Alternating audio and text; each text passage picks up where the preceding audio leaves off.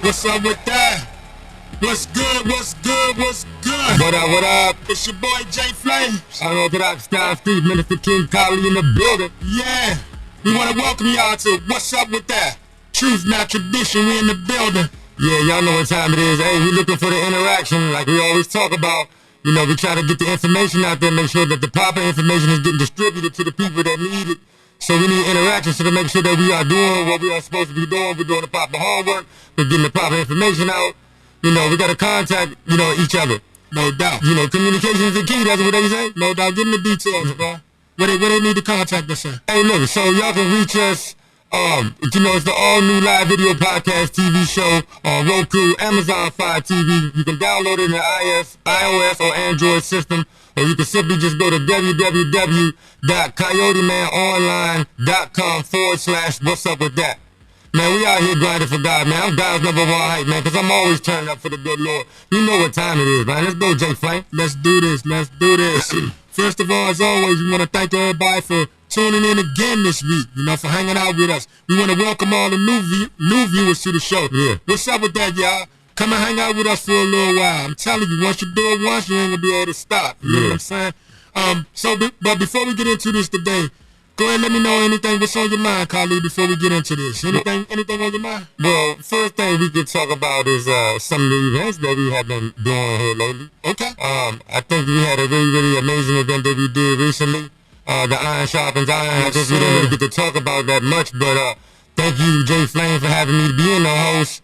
Or co-host at the time, but then we go with the spirit. Things go on the flow of things, and it's good to have other brothers, like-minded individuals, amen, Christian ministers, and people that love God. So when the spirit moves things to something different, everybody's okay and willing to step up to the plate, step down, or whatever needs to happen to get the mission completed. No doubt, yeah. Iron Sharpens Iron was beautiful. I want to thank all the brothers and sisters that came out and participated in that event. There's no doubt that the Holy Spirit was there. No doubt that the Holy Spirit moved through the crowd that day. Tell them about it, man. Amen, amen. The Holy Spirit moved. And you know what? Like I was telling the brothers, that's the first event that I've ever been at. And this isn't a prerequisite or a condition of having any event, but that was the first event ever since I've been doing ministry that every single person in the building was saved. Hey, wow. I've never come across that before. That's amazing. That lets you know there's movement. Like the word is moving. I'm gonna give a shout out to Overseer Dr. Ann Coles, Kingdom Life Outreach Ministries. I gotta give a shout out to Jay Flame, the team man for really putting that thing together. Also all the other shout outs to the homies, Live SP, Ray Duggar. Who else was out there? Rush Shanks, A-Kev, man. Like it was some hitters out here, man. It was popping. Yeah, look, Paul Gas, gotta give you your props. Come on, Jay Flame went up there, dropped his music too. And he always doing his thing low key. You already hear the What's Up With That intro. Come on, man. That's hot fire right there. Amen, amen, amen. We just getting started. Yep. We got something else coming up for y'all November 27th. Talk to him. We was going to wait to tell y'all, but we might as well go ahead and drop it right now. That's what's up. For those of y'all that want to hang out with us for real, we taking this on the road, all right? November 27th. What's Up With That live will officially be live.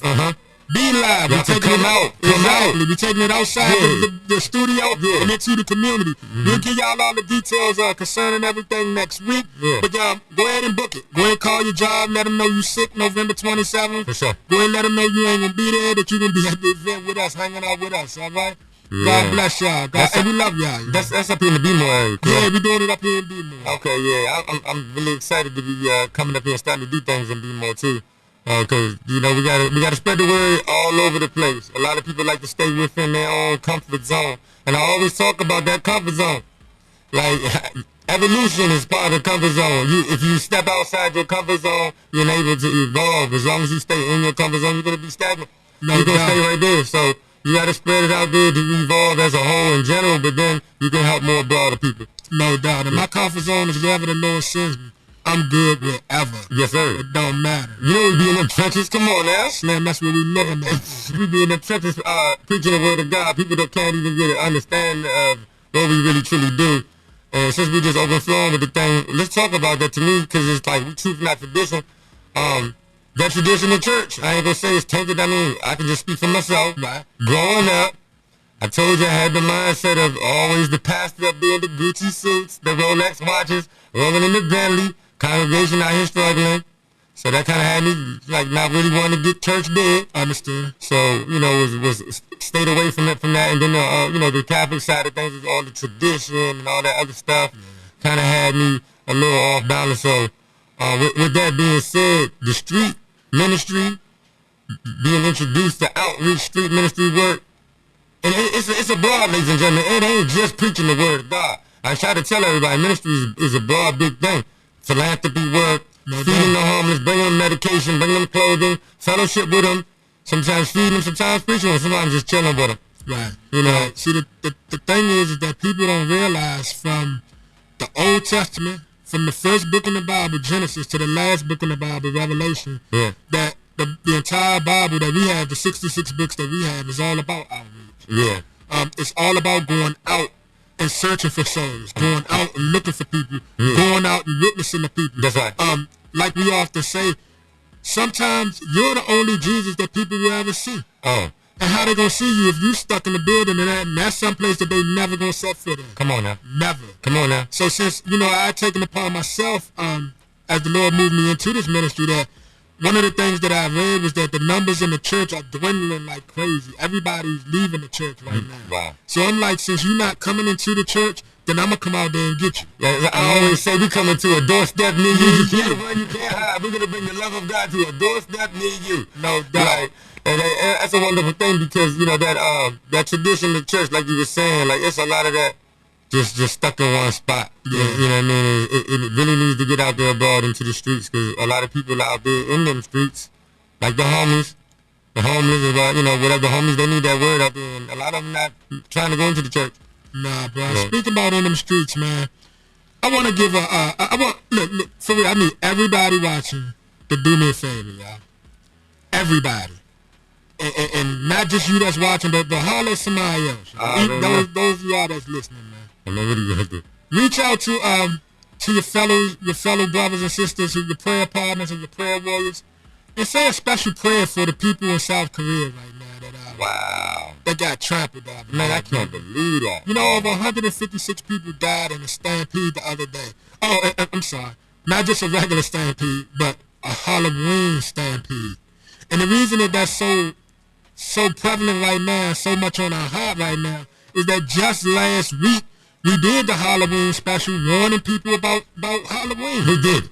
We put it out there right before it kicked off. Right, we just did it last week. We're going to finish it off in a couple of minutes. It's a couple of things that we didn't get to that we are going to address, some things we're going to bring back to remembrance to make sure that you don't forget. But we just talked about that, and then at once, 156 people sacrificed.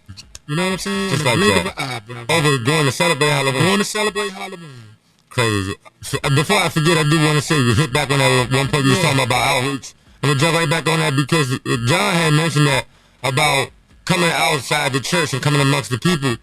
Our original people, you know what I'm saying, they were nomads. Exactly. They were wanderers. They were travelers. Exactly. They like to be under tents, man. They like to move around. They didn't want to sit in one spot. Right. So that lets you know already, man, we got to get out there and get on them feet. No doubt. And get out there and move around and get that word of God to the street. No doubt. It's our responsibility as believers, especially those of y'all that have, quote unquote, been licensed or ordained or whatever y'all call it in your religion or your branch of the Christian faith. Man, you got to stop sitting around waiting for somebody to come to you to learn of God and get out there and teach people, man. Yeah. I don't see where Christ sat around and waited for people. And I do believe that Christ personally told the disciples to go out in twos, to go out in twos. Yes, sir. From town to town, go out and preach the word. You can't come back in. It's called a Great Commission. It's your responsibility to do this. And he said that one of the things that, one of the signs of his return is the fact that this word will be preached in all nations. Yeah. This word will be preached in every single corner of the world. It's going all around the world. How's it going to do that if you're not getting out there doing it? Yeah. Huh? Got to spread that word of knowledge. Be responsible for your calling, brothers and sisters. Mm-hmm. Now we're going to pick up where we left off at with Halloween. Let's get it. remember, pray for those people in South Korea. And I'm really not well versed on it and don't have much to say about it because it just came to my attention recently. And the stuff that I've looked up about it just says that the police have no knowledge. The officials of the land and all that have no knowledge how it started and all this. It was an unofficial Halloween gathering. And they said that they do stuff just like we all do. You know, somebody had a party. Yeah. You know, but they said that the street was on a narrow street or whatever, and they trying to go through the video cameras and all that to see what triggered the stampede and all that. So as I get more information, I'll give people the information moving forward. A human stampede. Yeah, stampede over 150 people. 156. So far, 156 people dead. Yeah. That's one of those situations you said, man. That's spirit. That's a different realm right there. Yeah, that's crazy. It was a Halloween. It was a sacrifice, bro. Man. So while we talking about Halloween, for those of y'all that forgot, and for those of y'all who didn't get to hear it so far, I'm gonna just briefly address some of the things that we talked about. First thing, Halloween is evil. Second thing, trunk or treat is evil. Third thing, trunk or treat. Everything dealing with this holiday is evil. From its inception, it comes from an old Celtic holiday called Samhain. Samhain is literally the Lord of the Dead to them, and that was the name of that day. It stems from people doing human and animal sacrifices and spells and divination and witchcraft and all that. Yeah, great word. Paganism, all that. All of that. Yeah, that's where all of this stems from. So I just want y'all to know, we went into the history, and anybody that has any questions, hit us up. And I'll make sure that I send you the entire message. I'll send me your email, and I'll make sure that you get the entire lesson so that you can get caught up on all the stuff that you missed last week. Yeah. But again, we're going to pick up this week where we left off at. The first thing that I want to talk about is people. I have been talking to some people, and this is the funny thing. They say we don't really go out and celebrate Halloween. All we do is get candy and give the candy to the kids and stuff that knock on the door because the kids are going to be out there, okay? Trick-or-treating. Participation is trick-or-treat. Participation. Let me tell you the history of trick-or-treating. Instigation is instigation. No doubt. Like simply go. Yeah, trick-or-treating stems from something that they had. It was called the Dumb Supper. D-U-M-B Supper. I know what talking about. And what the Dumb Supper was is that on the 31st, October 31st, you made this big feast and you sat it around the table and you left some of the spaces and tables and the chairs empty. For the spirits. For the spirits and for your ancestors. Right. And then the trick-or-treating part came from whatever was left over. You went out and gave it out to people. Some legends talk about the little kids that knocked on the door and they would ask for a treat. And then in turn for receiving the treat, they pray for your dead ones. Like, that's going to do anything for your dead ones. And the other legends talk about how the Celtic priests used to go out and collect offerings for Satan that day. And along with the food, you'd have to pay them a monetary, whatever they asked for. And if you couldn't meet that, then they was going to castrate the male of the house or the male animal. Castrate. And then the last one came from when the Druid priests, when they would come out and collect offerings for Satan. On October 31st. So that's your trick-or-treat. So I want y'all to get exactly what I said. So it doesn't matter if you're on the giving or receiving part of trick-or-treat. Because if you're just sitting in the house and you're giving, then you're replicating the ordeal of the Dumb Supper. And the Dumb Supper, again, was a feast that was prepared for idol worship because you worshiping your ancestors and spirits that you're inviting into your house to consult. Necromancy, did you say? Necromancy, exactly, consulting with the dead. And then the second part is if you're not doing that part and you out just trick-or-treating, then you collecting the same thing as the Druid priests and the Celtic priests and stuff. So you either playing the giver or the receiver. Either way, you are serving Satan. Trick-or-treat is bad. Everybody get that. Trick or treat is bad. The second thing that we talked about was costumes and wearing of the costumes. That stems from during this time they used to set up a huge bonfire and they would dress in the most ferocious outfits from the animal skins and stuff like that. And what they would do would sacrifice animals and people in this bonfire. And then while you dressed up in your fierce animal gear, that you'd look and you see the actions of the people and you would take omens and stuff and get ideas like, oh man, the foot fell off first. That mean the crop's gonna be good this year. Or look, they screamed 3 times before they die. Oh man, we're gonna have a lot of pumpkins this year. You know, that's the type of stuff that this stems from. And then the other thing was they put on the stuff because they felt as though that at this point in the year that the area between our world and their world was really thin, and that they were allowed to transport back and forth. That was the time. Yeah, so the time they put the costumes on, the fierce animal skins and the bones and all of this crazy smearing blood all on itself and all of that. Trying to bring the spirits out of the ground. Yeah, and trying to hide yourself from the spirits by being a spirit. Right. You know, so either way you look at it, it's wrong. Dressing up in a costume is wrong. And actually, I'm going to dress something with that soon. Something new that I didn't get the opportunity to tell y'all last week about wearing costumes.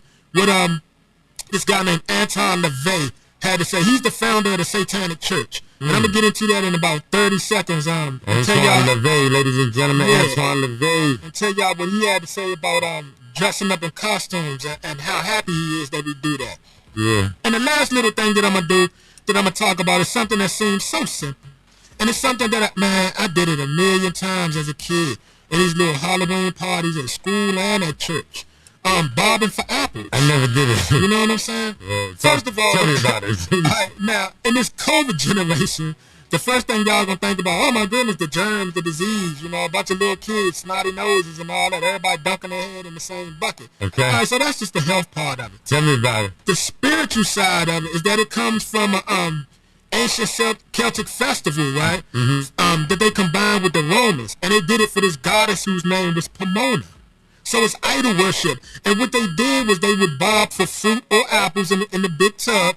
And whenever the women came up with something, they would cut it in half because they said that the middle of the apple looked like pentagram seeds, right? And the women would put it under their pillow and stuff at night. And they would have dreams of their husband, who their husband is going to be for the next year. So also this goddess Pomona was the fertility goddess of the Romans as well.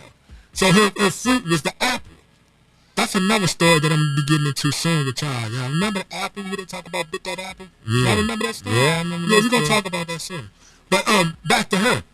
Pomona was not just the goddess of the harvest and of fruits and vegetables. Well, she was the goddess of fertility. Bobbing for apples is dedicated to her. So it's idol worship. You're actually worshiping another god. If I'm right and y'all have, please, you have the total freedom to correct whatever I say if I'm wrong about any of this. I do believe that God tells us that thou shalt have no other god but me. That's right. You know what time it is. So any of the rest of this is idol worship. And like I said last week, I know a lot of us. Notice I said us and not you because I'm including myself. We were all ignorant to this. So we just did stuff out of fun. Hey, everybody doing this ain't nothing. Right. You know, but it is something. That's why they got you doing it. That's why everybody was out here doing it. And now I'm going to get y'all to, onto some new information that I hadn't had the opportunity to give you last week.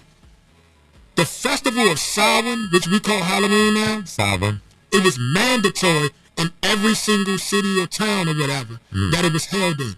You had to partake in this under penalty of either exile from the town or the city or death. Damn. Because it was your responsibility to participate in this because your participation would lend to the crops being blessed. Your participation would lend to, exactly. I see what you're saying. Add more power to it to please the gods at that time who they were serving during the ceremony. That's idolatry. Yeah, so I was about to say something, but I'm wrong for saying. I was about to say I don't understand how people don't get this, but I do understand because it took me forever to get it. I'm glad you put it out there because I ain't know a lot of the stuff that you're saying is almost every show that we've been on that I've listened to, John, Pastor John. I gotta give it to you, man. It's the good stuff, man. It's good stuff right here. Hey, man, it's all about glorifying the Lord, and this is all His message that He's put in our heart. And also, shout out to my man, Apocalypse Rich, Righteous Rich, who couldn't be here today. Yeah, shout out, Mike.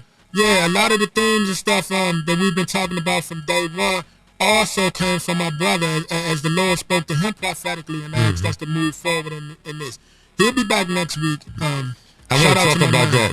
You were talking about that. A lot of that worship and that paganism and stuff, that idolatry.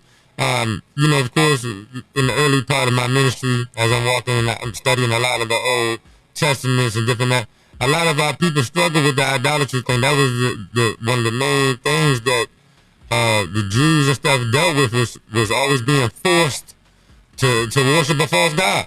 And a lot of them wouldn't been any. I mean, some would, but a lot. I mean, the persecution came and all the other stuff came down upon them. But I just wanted to talk about that because it's a real thing, man. Like, idolatry, you can't put, like Pastor John said, man, we got a jealous God. You love a God, he's a jealous God. You can't put nothing before him, nothing at all. Yeah, and that's a good reason for that. When God talks about him being a jealous God, it's like you being the head of your household. Right. You providing everything, clothing, food, shelter, nurturing.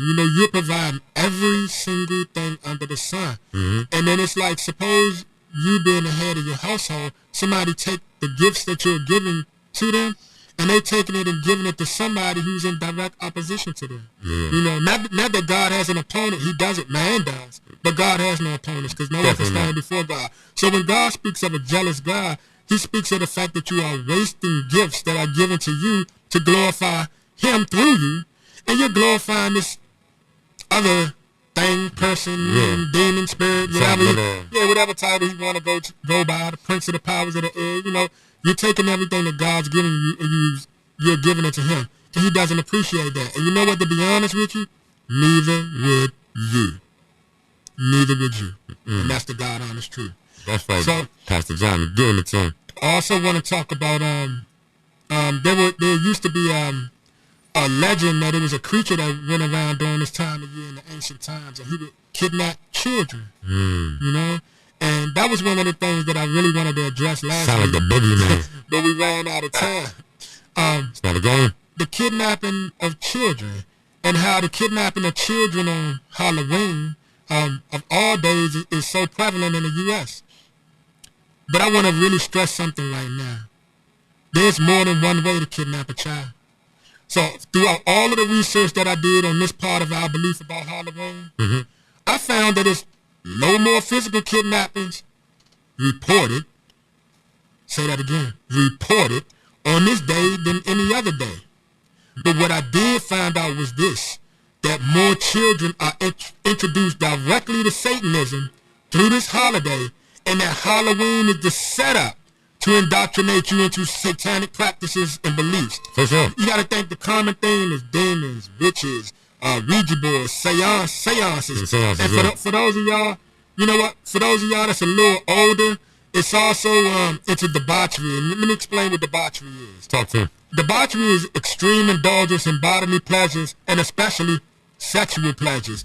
Behavior involving sex, drugs, alcohol, etc. It's all considered immoral.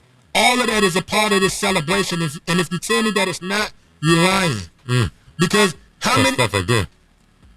Just take a couple of days ago, Monday. Think about since you would say, dang, man, even nowadays, it's even worse.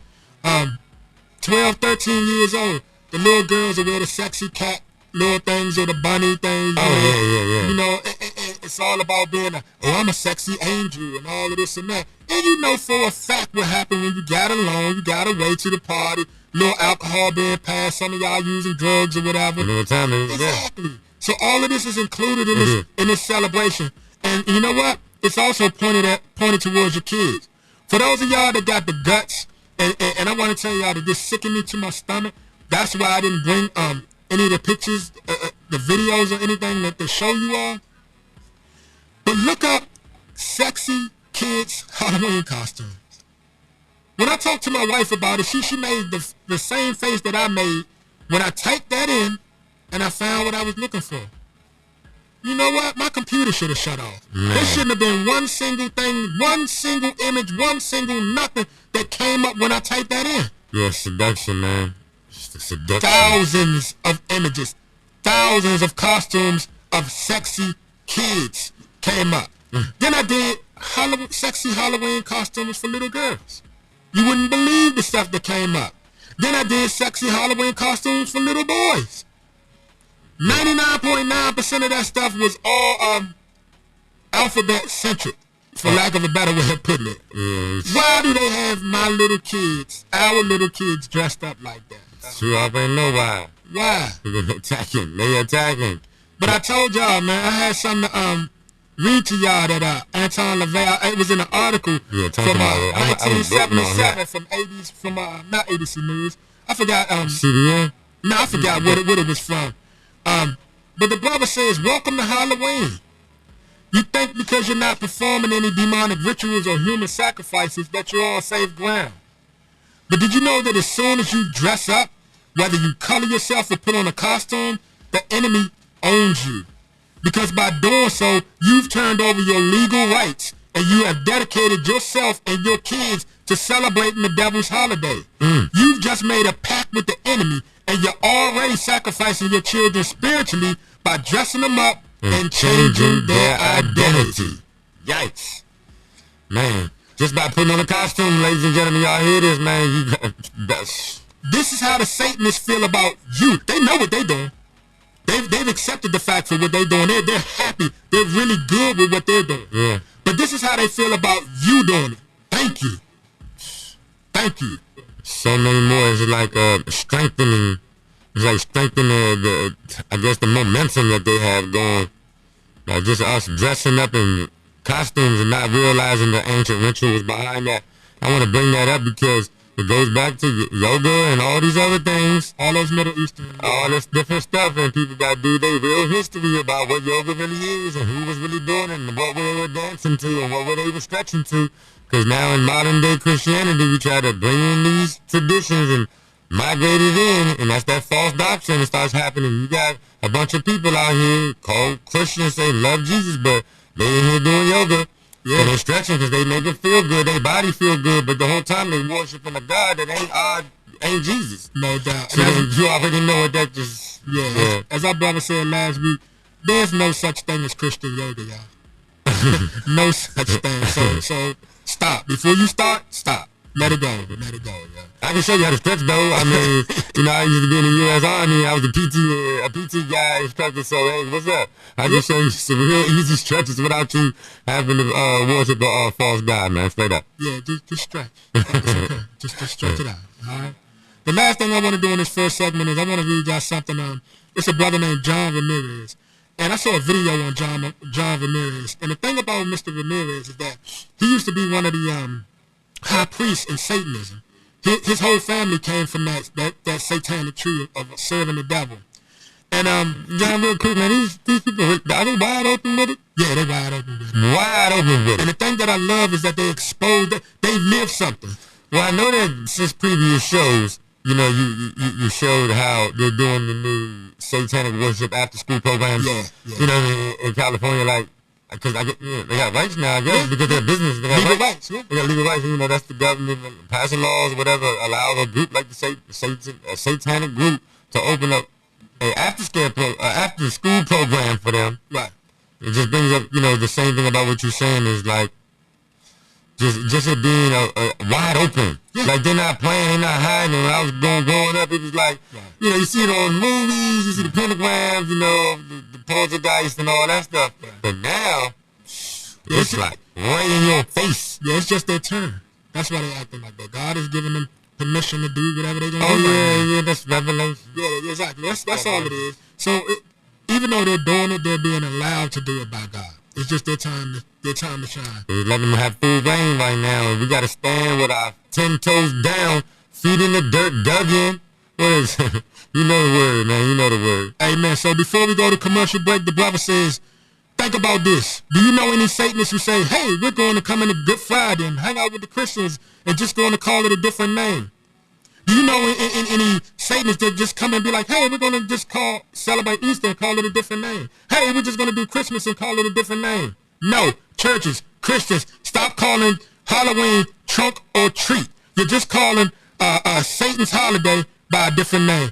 We get ready to cut to this commercial and pay some bills. Yo, what's up with that? But you know what? When we come back, my man King Kali's going to come right back with the community outreach. Let's get it, y'all. We need that interaction, man. Y'all hit us up, man. Please check us out. We're grinding out here for God. We're passing on information, man. Truth, not tradition. You know what time it is. Happy Halloween. Chill. Let me go find out what it's.